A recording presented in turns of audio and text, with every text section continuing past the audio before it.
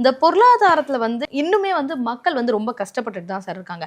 நான் 5 ரூபா சம்பாதிக்கிறேன் அப்படின்னா எனக்கு 50 ரூபா செலவு இருக்கு. இதுதான் பொதுவாவே எல்லாருடைய ஒரு குறிக்கோளாவே இருக்கு.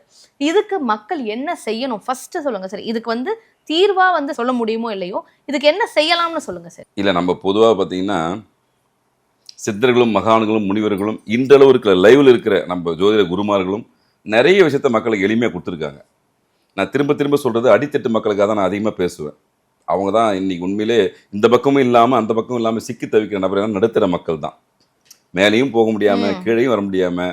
பொருளாதாரம் எல்லாருக்குமே முக்கியம் மேடம். எல்லாருக்கும் யாராக இருந்தாலும் பொருளாதாரத்தை சார்ந்து தான் இந்த உலகத்தில் வாழ முடியும். நான் இவ்வளோ பேசினாலும் எனக்கு பொருளாதாரம் தேவை இருக்காதா? எனக்கு தேவை உண்டு இல்லை. எல்லாருக்குமே பொருளாதார தேவை உண்டு. என்னதான் நம்ம ஆன்மீகத்தை நோக்கி போனாலுமே ஒரு குறிப்பிட்ட இடத்துல பணம்ன்றது தேவைதான். வேற வழி இல்லை. என்ன சார்ந்த மக்கள் இருக்காங்கல்ல. நான் தனிநபர் கிடையாது இல்லை. நான் முற்றும் திறந்த முடிவு கிடையாது இல்லை. அந்த காலத்தில் முடிவுகளோட ரிஷி பத்தினி கூட தானே இருந்தாங்க. யாரை விட்டு போகல. அந்த நிலைன்றது வேற. அந்த நிலைக்கு நம்ம இப்போ போக முடியாது.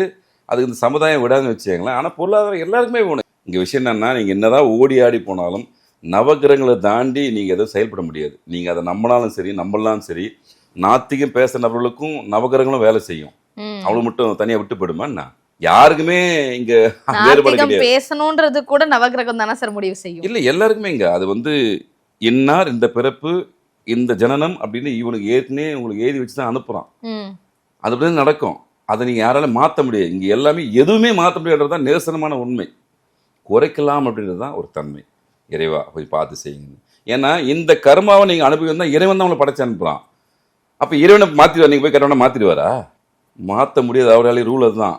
ஆனாலும் நாம் செய்த புண்ணியம், நம்ம அப்பா அம்மா செஞ்ச புண்ணியம், மற்ற புண்ணியங்கள் இறைவன் பரிசீலனை பண்ணுவார்.